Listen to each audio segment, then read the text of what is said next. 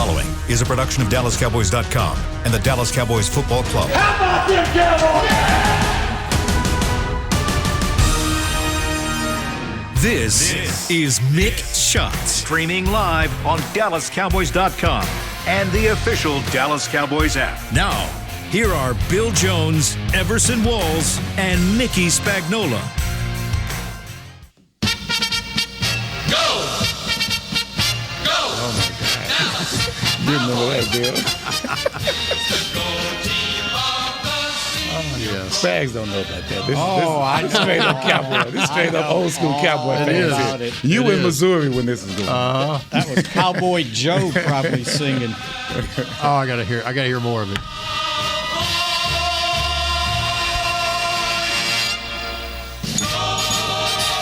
Dude, you don't know nothing about this. I know, but I've heard it. That's old school. Give me some. I've Bill. heard it That's and old heard school, it and man. heard it. That's going to become a Monday tradition here. That's right, That's baby. older school than you guys Yes, are. it is. Yes, it It is. goes way back. Cotton Bowl days. Cotton Bowl Day. At least I was alive. And how about that? It is a Victory Monday as we sing our way into the show today. Hey, man, turn that video off. What is going on here? Whose video is That's Bill watching that video, man. What are you doing? That's Bill watching that video. That's stuff we're not supposed to be watching here in this studio.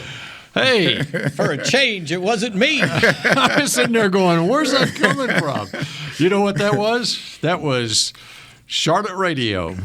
You know, my favorite pastime. The day you talked about that last week. Go back and listen to on the other two. on a Victory Monday, my favorite pastime. What were they is talking about? Go listen to the opposition on a non-Victory Monday for the Carolina Panthers. Oh, they are complaining about Some missed calls. a fumble that should have been called. Should have been called. That would have changed the entire game. Did you know that? If the Carolina Panthers had gotten that call, it would have changed the complexion of the entire game. And the other thing was holding calls not being called against the Cowboys offensive I saw that. But they were okay with that personal foul for the guy tackling him after he caught a pass. What was he supposed to do? Just like stand there and go, okay, now please come down and take a step, and now I'll tackle you. Give me a break. Oh, I love bringing that up because it gets Mickey going. There you You're go, on baby. Mick Shots. Or we can go back to the 2-point conversion, too, by the way. Well, and how about we give it up to who was your pick to click? My pick to click was J. Ron. Okay. J. Ron Curse. I'm thinking that the winner of the pick to click contest is sitting across the table from us, Everson. I might give him 2 in a row. That's almost two I might give him 2 in right? a row. I might give him 2 We in a are row. talking one Randy Gregory. That's 2 right. sacks. But your premise, though, was 4 quarterback hits. I'll get to it.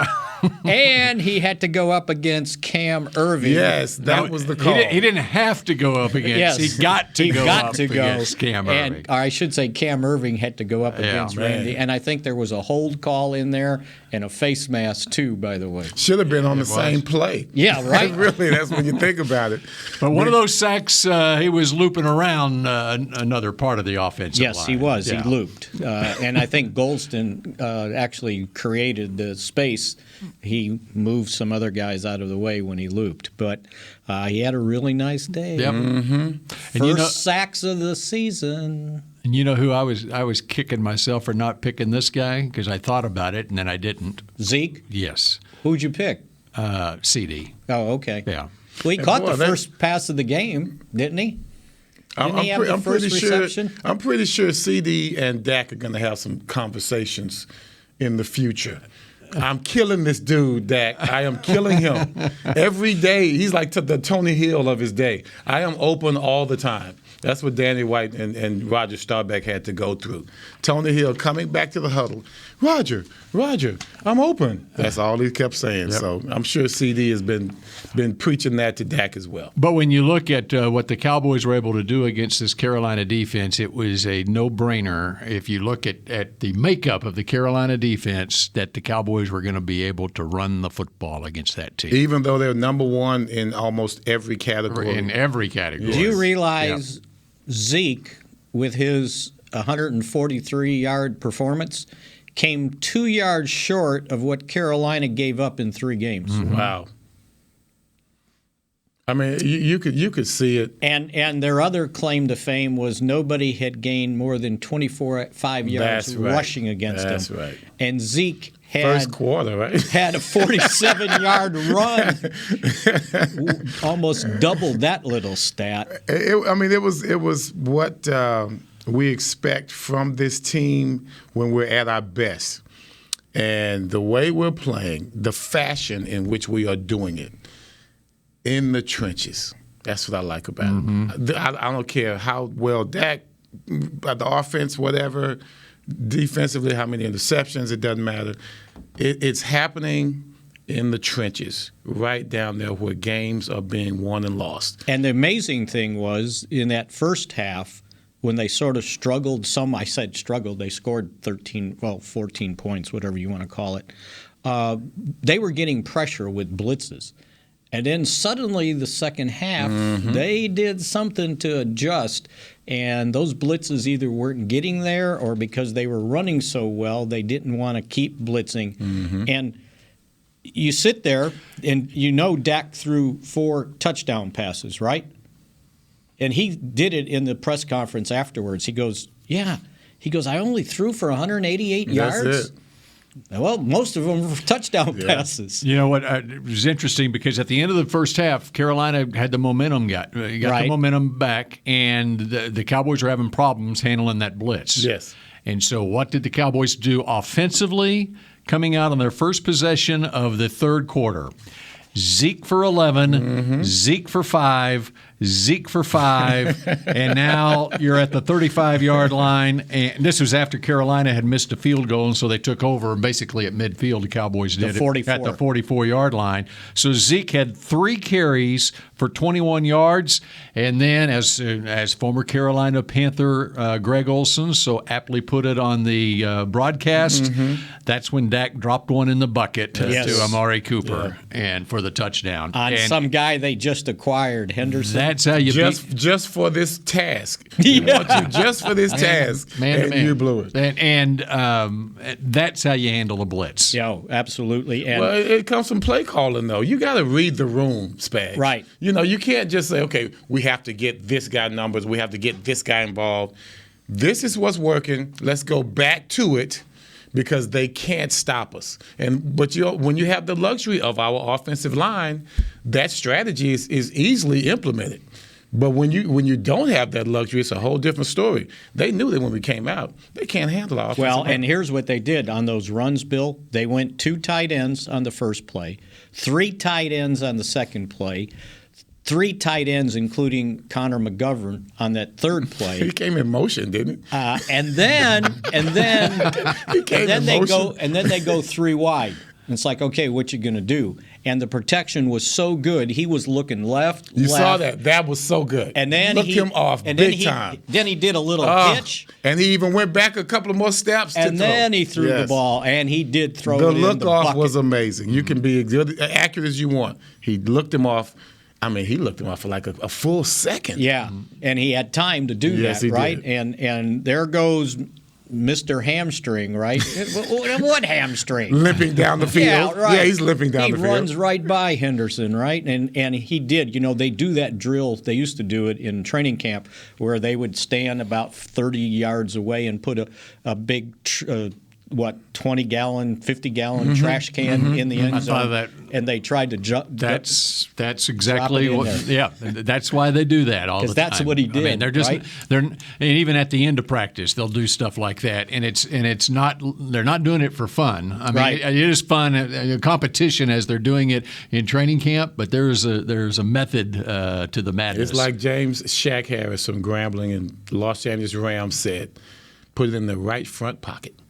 Just put it right in that front pocket. You don't have to reach for it. It's going to be right there for you. And follow me in when we start picking picks to click, we better start picking Trevon Diggs every week. I swear. I guess we should. This guy's going to not only make you popular, he's going to make you money. I've been getting so many calls. You're going to get a lot more appearances. I'm waiting on the paid calls. I'm getting a lot of interview requests You Which know is what? great. When Which you is get great. that call for the Hall of Fame, Yes. you may have to thank I might have to Trevon thank him. because he got you back on the radar. Yeah, man. And now everybody knows what you did, right? What you did 40 years ago that no one else did, by the way. And they didn't even know about it. No. No, you guys witnessed it.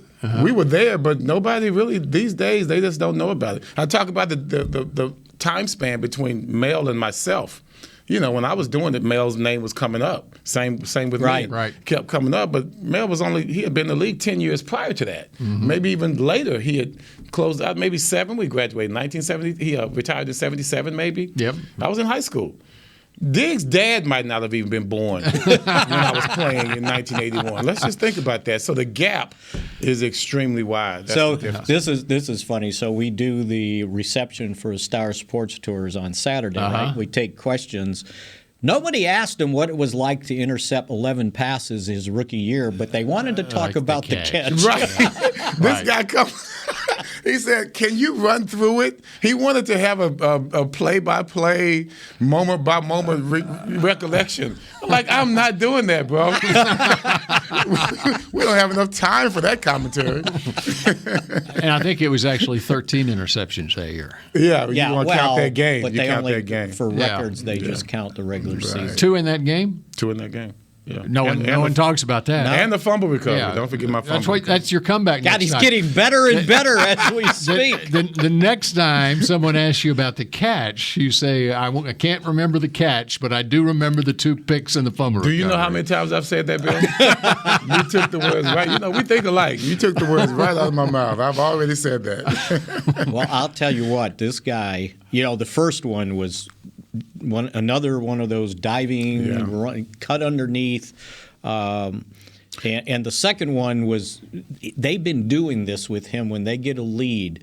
They've been backing him off the line of scrimmage and into zone like he's 10 yards deep.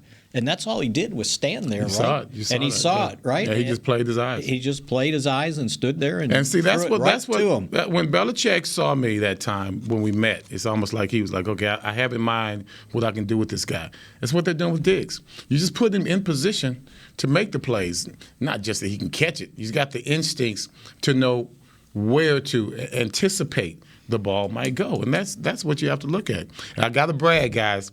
I was tweeting the whole time. I didn't tweet until he got the first one, and I put 4-4-4 because he got 4 for 4 in 4 games. Yep. And then He gets a no, I was ahead of it. Oh, okay. Right after that, I said, "Relax, Cowboy fans. He's not done yet." Yeah. That's what I said. He's not done yet. And bam, that's when he made that amazing play. So on if the you one he have cut. 5 picks in 4 games, I've figured out he's on like a 21 pick pace For a over 17 game 17 season. games. Yeah. That's like I go, it's unimaginable, but No, that's the pace. If he gets that, then they're going to forget all about me. They're going to, as he goes on, they're going to be like, "Wow." Okay, We can't reference Everson anymore. He's in a whole nother stratosphere. the saying for this show is going to be 7 gets 11, they're going to heaven. Super Bowl heaven. That's right. He's baby. on the way. I got it right here. 7 gets 11 equals Super Bowl heaven.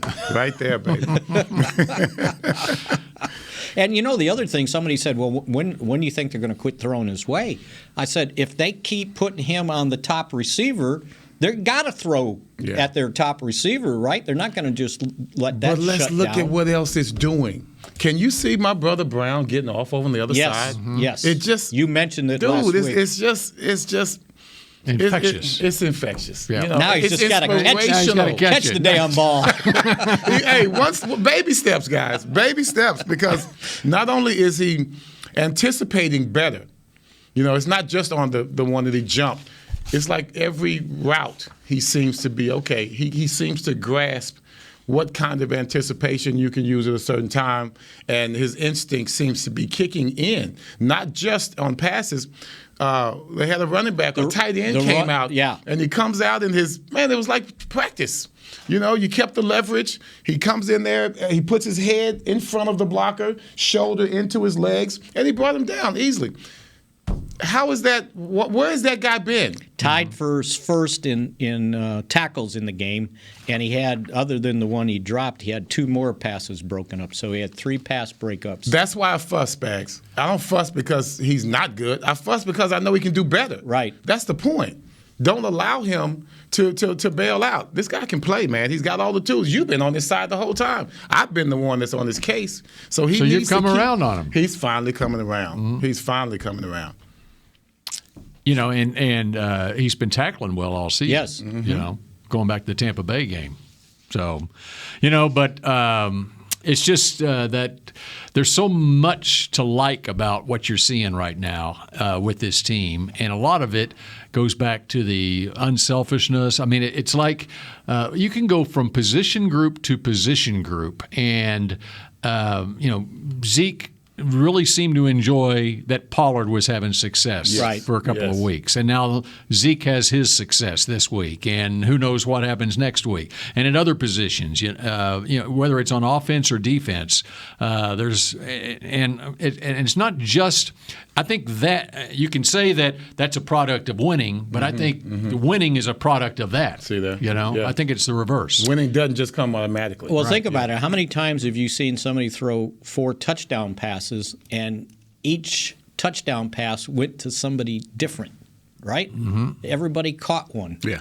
And Dak said it after the game. He said, you know, it's like incentive to guys. When you get your opportunity, you better score because if you don't, somebody else is going to get it after you, right? You're just setting it up for somebody else. And the more we score, the more opportunities there will be for others. Right? Yeah. Even Jarwin got in the business, right? And that was sweet. That was a sweet play call, that right? Was. Who else? So it was Ced Wilson. Cedric again. Wilson's, that's man. 2, and that's 1 in each game over the last 2. When you can seamlessly replace somebody like a Michael Gallup, Right. you got a squad. Yeah. Right? You got a squad. And then you had Schultz and Cooper were the other ones. And then Zeke scores a touchdown, too. So you had 5 different players This score. is what we expected from this offense, though, right? I mean, I thought they were a 30-point-a-game team for sure, just looking at what they had done last year. You know, so Dak's got 10 touchdown passes at this point last year. Or after 5 games last year, he had 9. So he's kind of picked up where he left off. But he's not throwing nearly as much. Right. It was 10 touchdown passes, 2 interceptions. Last year it was 9 and 4 or 5. And they were always like on the first drive. And the yards were more because they were always behind, so they had to throw. They never had the luxury of doing what they did with Zeke in this game.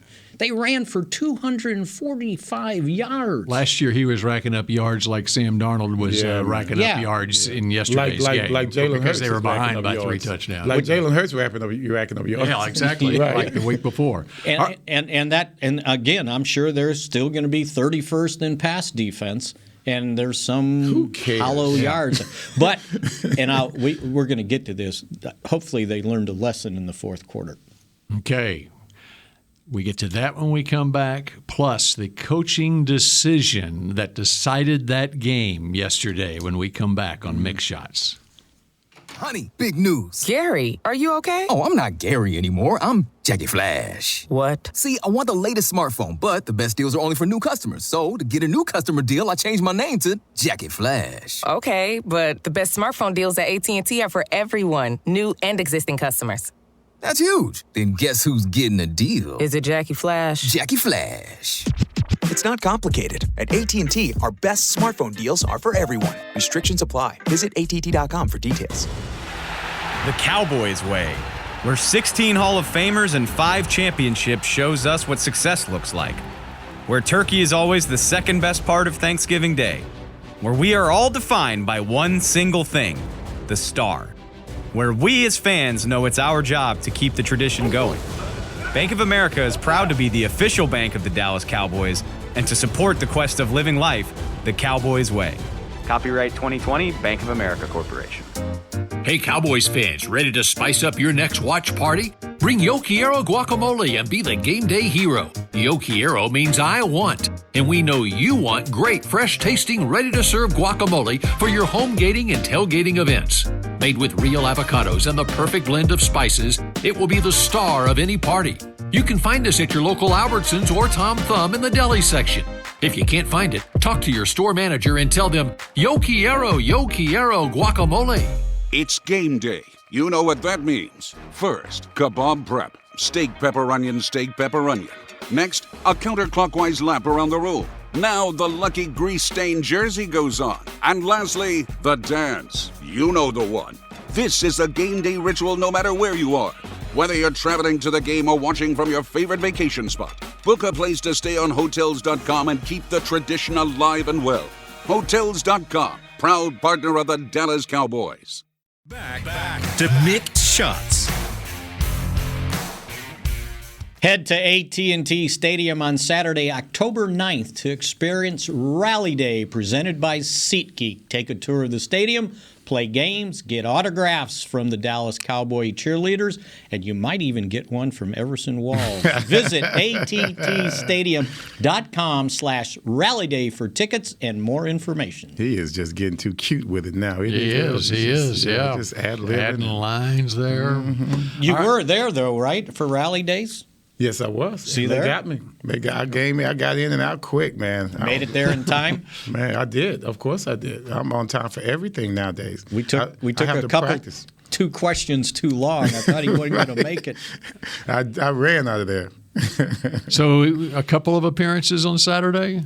I had 4 appearances on. Well, it started off as 4. I was going to be the grand marshal for Berkner's homecoming parade. Well, excuse me.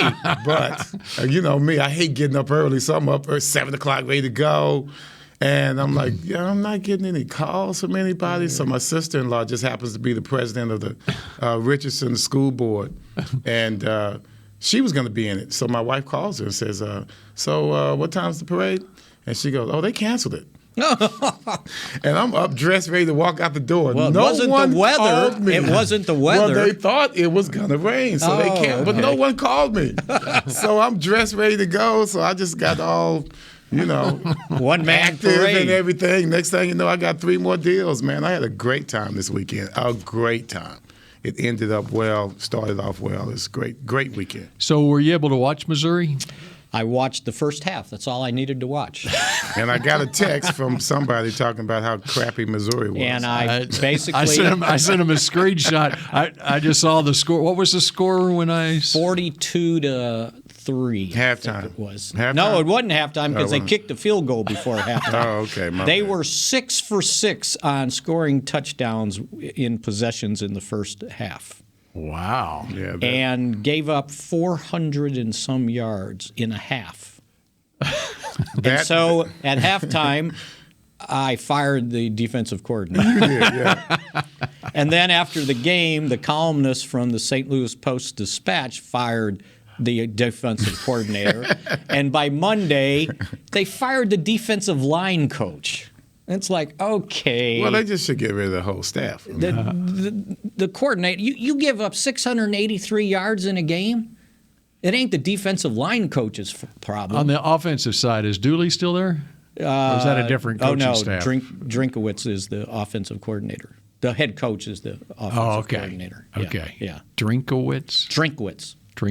Yeah. Okay. Coach it Drink. doesn't matter, Bill. We won't hear from them anymore. I'll tell you what, I guarantee you Coach Drink was drinking. I think he was at halftime, 42-10. Now the scary thing is they got to play North Texas State on Saturday. It's North Texas. It's North Texas. Oh, okay. Sorry.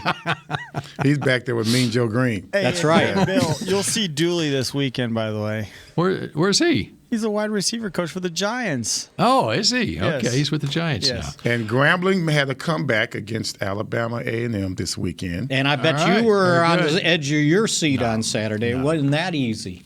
Yeah, They had a 3-touchdown lead in the second half. And then, well, so did the Cowboys. And then that's a great segue because I thought I was seeing a sequel to what I watched on Saturday. Now, the coach on Saturday decided to kick off Up 13, he decides to kick off to a kick returner who had returned one for a touchdown the week before with a minute left in the game. And sure enough, this is after being penalized 15 yards. Okay. And so there's even more field to cover. And perfect sure enough, he took it to the house, and now it's a 6-point game. All right, now get to what you wanted to talk about in this segment regarding the Cowboys. Yes. Do not think a 20-point lead going into the fourth quarter is a safe lead. You do not relax, and you not let your guard down.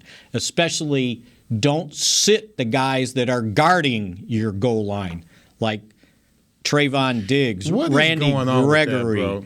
I don't understand that. They took all of a sudden the backup defensive line is in there. What are you doing? I tweeted this myself. No DB comes out of a game. Ever. Unless you're hurt. Now they said he had tightness in his back. That was the second thing they said. The first thing was they're talking about load management. Give me a break. Game management. Yeah, give me a break. That doesn't happen with defensive backs. Right? You never come out of the game. If you got 2 interceptions, you're going in for 3. So it darn well better been a tight back. Yeah. But it wasn't he looked like he was fine. He was standing on the sideline. He actually kind of looked like he had a labored towel a little on. bit when he walked. Did he? Yeah. Well, he looked a little bit. Because otherwise, that just doesn't happen. If you're a defensive back, you never come out of the game. It's just the way it is. You stay in and you feed. You know, you got 2 picks and you don't want 3. Yeah, they didn't take you out in that game against Washington in '85, right? No, we kept coming at it. We didn't replace anybody. We didn't come in with backup dime defensive backs. We stayed in there and feasted. So the other issue with that, and then if indeed, and we were going to take their word for it, they said he had back tightness. Well, then once you've sat out for a little bit, it probably is tighter. And now you're going to go back in the game, and now you've got a real chance of aggravating the injury. Then, I mean they're in there the fourth quarter. Randy Gregory's not out there. You know, Kamara's rushing. There's no time. You know this what? Is not homecoming. This is not OU versus Rice University. Hang half $100 on them. It's not Iowa State. That's Switzer said. All right, you know why I think the Cowboys had a false sense of security? Why is that? Because of the coaching decision that, in essence, decided this game. All right, what you got? Matt Rule. Mm-hmm. Why in the world? Oh, I know what you're going to say. Do you spend 2 timeouts in the third quarter and your third timeout before there's 12 minutes left in this football game? I'm just shaking my head going, what are you doing? He decided basically to end the game, although they did come back and make it a 1-score game, 8-point deficit. But he decided in the third quarter that the game is on the line. We have to do it. I mean, if you're going to come into a game with a mindset that we're going to go for it on fourth downs, as a rule, so to speak, in this game, then why do you have to call a timeout to decide whether you're going to punt or go for it on fourth down? You cannot waste a timeout like that. And then they had the next timeout. The play clock was down to nothing, and so they spend their second timeout. Right. But in essence, a difference from college is in the NFL, these timeouts are so precious because clock management is so precious. And when you spend your 3 timeouts before the 12-minute mark of the fourth quarter, you have now turned a 60-minute game literally into a 58-minute game. This game is over at the 2-minute warning if the Cowboys get a first down. Right. And they finally got it. And on a very brilliant creative play call, whatever. But you literally have turned it into a 58-minute game, and you figuratively have turned it more into a 55-minute game because the Cowboys know in that fourth quarter you've got no timeouts left. So what am I going to do? I'm going to just run the football, and every time I get the ball, I am taking at least 2 minutes. Even if I don't get a first down, I'm taking 2 minutes off the clock. And if I do get a first down, I'm taking 4 minutes off the clock. And I think that may have given the Cowboys coaching staff a false sense of security that this game was over. Did that get on Charlotte radio? That did not. No, I did not hear it. Because it should have been. When he called, I thought that was just ridiculous. When he called timeout on that 4th and 1, they were at the 34. Mm-hmm. They're trailing at that time 26-14, and there was no stopping the Cowboys. Right, 5:50 left, and I'm going, Well, he's going to go for it. He's not punting here. You can't punt here. The Cowboys just come out and scored. And what makes you think you're going to stop them? Right. You can't punt or kick a field goal. And they already had missed, the 54-yarder. And at the 34, that would have been 52 yards. You got to score touchdowns. You kick field goals. This is the lesson the Cowboys, I hope, have learned. You kick field goals, you're getting closer to losing. That's your motto right there, buddy. I'm telling you, in there. I've heard you say that several times. Do not kick a field goal there. You're just further behind. Because they're going to score a touchdown, and they did, by the way. So you said you tweeted whatever about the interceptions during the game. So I tweeted something about the timeouts, and then second timeout I tweeted something about that, and then Cedric Wilson scores a touchdown, and now it's a 20-point game. And I said, well, Matt Rule might as well use his third timeout right now because this game's over. What a smart aleck! I said Panthers need to be heading for the bus. That's what I said. That's right. Yeah, time to get on the bus. But Brad on the radio basically said he basically killed all his challenges the rest of the game too because without any timeouts. That's great. If it was a close game at the end, you need a challenge. You didn't have it because you don't have any timeouts. I mean, I think he just panicked. And that was a crew you needed to challenge. Oh my gosh. Both sides, right? Oh my gosh. Both sides. Yeah. Any one particular you want to talk about? Well, some of them you couldn't challenge because they were change of possessions, right? They automatically look at those. But again, it's the same thing. If you got a guy up there in the sky that can just buzz down, you screw it up, change it. You'll save 5 minutes. You don't. They're so obvious. When you're up high, you can see it. We got a break, but we got a break on that one. We really got on the fumble. Oh, that was the Schultz, right? The Schultz one. Oh, yeah. My goodness. Forward progress. Forward progress. I've never seen that before. No. I mean, I thought it as it happened. I said they're calling forward progress on this, and sure enough, they did. And so it's because forward progress because of the pickup, because he picked. They're trying to stop that. Is that what it was? Well, I'll tell you what. Usually that's just a fumble. If it was a quarterback tackled like that and pile drived him, that would have been a 15-yard penalty, right? It's kind of the same principle as you'll see a play on the sideline where it's ruled inbounds because of forward progress, even though they went out of bounds, and the offensive player's trying to get out of bounds, and it's kind of that same print, and they keep the clock going. They ran out sideways. He hit him immediately when the ball came out. Right. Initially, you couldn't see that immediately the ball came out. And that's the thing. Right. The officials could not see that the ball came out immediately. Yes. But you would have seen it on replay. And that's why, and I guarantee you the competition committee is going to look at that particular play, and they probably will change their mind on forward progress. They'll tweak it a little bit. Of not being able to review of a forward progress call on the field. Because, I mean, that in essence is what replay is all about, to be able to see something that you otherwise could not see. Right. And with enough bodies around, you wouldn't be able to see that the ball was dislodged. And how did they miss that holding call? On the it was goal line? I think it was on the score for the Cowboys. I'm trying to remember. I think it was Zeke was running the ball. I think it was on his touchdown. Lineman came through. He was going to get Zeke right here. Our guy just grabbed him. And he was reaching out like this. Y'all didn't see that? On his 1-yard touchdown run? I think it was on the touchdown run. Oh, I know where you're talking about. Yeah, that was just an obvious hold. I mean, there was no one else there. He's like this. There's no one else there. The hold is right there. He scores. I just don't see how they missed it. We got some breaks, man. It's a matter of watching a game through metallic blue glasses or Carolina blue glasses. Well, here's the thing. I told my son, I said, usually we're on the other end of those. This officially means we are a good football team. Well, it wasn't. Only good football teams get those kind of breaks. It didn't start off too well with those reviews, by the way. And then, they needed the chip in the ball, too, for that one with Schultz. Yep, the 2-point conversion. If I'm going to nitpick, Dak has got to get it just further out because this twice he put it here. Right. That's not always the best place, especially if you already got the DBB. If you put it here, then you're looking at what Green Bay usually does. Rodgers puts it right there. They just reach over right there. They don't even go down. He should have run the route a little deeper. He ran parallel to the line of scrimmage. Well, I mean, it would have been okay, but Dak slowed him down by putting it on the where hip he did, as opposed to putting it out front or maybe even a little closer to the body. Which happened on the one that Zeke thought he had a first down. Same thing. And he had the ball behind him instead of in front of him. You got to kind of lead him, and that's nitpicking when you're talking about 4 touchdown passes. Yeah. Mm-hmm. All right, we continue with more Mick shots in just a moment.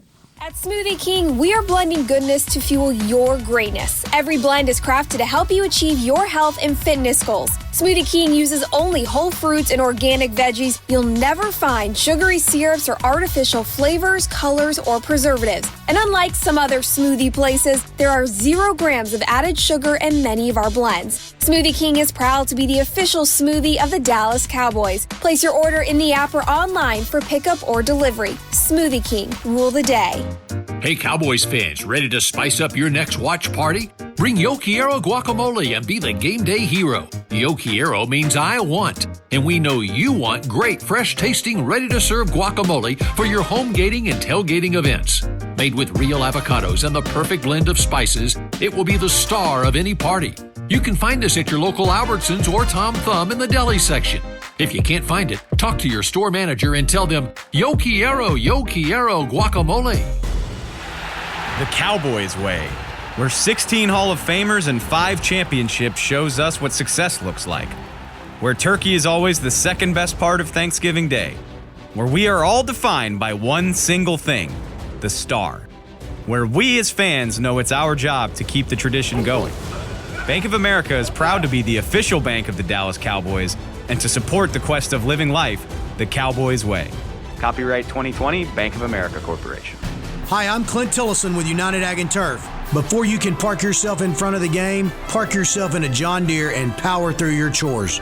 Our Land Run package is a 1025R, 25 horsepower tractor with a loader, rotary cutter, and a box blade for $229 a month. And the price you see is the price you'll pay, no surprises. So don't miss another kickoff. Visit UnitedAgAndTurf.com. Offer ends February 1st, 2021. Restrictions apply. See dealer for details. Now let's get to work. Back to Mick Shots. Check out the new Miller Lighthouse located outside of AT&T Stadium where the Dallas Cowboys game day traditions are born. Enjoy yard games, Dallas Cowboy cheerleaders performance, beer gardens, and more. Game ticket required, though. For more information, visit attstadium.com/Miller Lighthouse. Oh, they got rid of the last line. They didn't need it anymore. You on the road. Yeah, but the thing about make your tailgate jealous or something. Okay, what else from in our final 7 minutes here? What else do you want to get across about yesterday's game that we have not talked about? We touched a little bit on the last play and the speed option, Zeke to Pollard. Great play call there. Loved it. And evidently, some people must have had some problems with McCarthy's decisions in that game, play calls. It was the 2-point conversion. Kevin Sherrington in the Morning News was critical of him going for 2. I said out loud, "You got to go for 2." Once you had the penalty, that got you down to the 1 yard line. You got to go for 2. There's nothing wrong with that. Right? Yeah. There's nothing wrong with that at all. Right. It's like you say, man, sometimes people just being, like my people, contrary. Just being. I mean, it's like you ran for 243 yards. Should have ran for 1 more. And I like the fact that we're trying to stick that dagger in right. there. You know what I mean? Absolutely. We're not playing safe at all. We are being extremely aggressive, but not overly aggressive. I think that's the call to make. And it's like you said, people have been criticizing, damned if you do, damned if you don't. I said it out loud, I said, well, they got to go for 2. And Dave Hellman sitting next to me goes, you go, Mick. And I said, yeah, it sounds good until they miss it, right? And then you're going to tell me I'm an idiot. Mm-hmm. Well, in decisions to go for it on 4th down, they seem to go much better when you have a good team. Yes. Yes. You have a good offensive line. A good offensive line. Yeah, that's exactly right. And speaking of the offensive line, Connor McGovern. Yes. I love that. I mean, how can you not love what they're doing with him as a lining up as a fullback? He deserves time. And they're engaging him in the game. That's so now right. when he's got to go in play guard, somebody gets hurt, he's ready to go. He's engaged, and he feels like he's important. You know, and athletically, he's the perfect guy for that lead blocker fullback coming out of the backfield. I mean, he moves well for a big guy, a 310-pounder or whatever he is. I went back and looked at his combine numbers. They're almost identical to what Zach Martin's were coming out. And but you know, he just moves well, and you want somebody like that. So you know not it's every coming. You can't just take any offensive lineman. Right? You know it's coming, right? You know we're gonna do the play action, right? Right. Exactly. You know he's gonna catch one. That's right. He's gonna catch one. That's right. Yeah. So he better have the tape off of his fingers and be ready to go. I mean, it's not every offensive lineman that you can use in that role, but he's got the perfect body for it. I think. On Zeke's 1-yard touchdown run, he threw the block that kind of cleared things out. I mean, he was digging people out of there, and that's what you want. That's what you need that guy to do. And there was one other one. He neutralized the guy. It's not like he pancaked him. He just took him up, and the guy couldn't go get Zeke going up the middle. And the other thing about him on that is that he has a spatial awareness about him to where, okay, maybe depending on what the defense is doing, he finds the right guy to block. Yeah. Exactly. Not just somebody big like the fridge just blowing up in the middle. Mm-hmm. Well, you talk about, something that we didn't talk about. I always talked about the offense. Our defensive line, I wouldn't say, I wouldn't say they dominate the way our offensive line does. It's in a different fashion. They wear you down.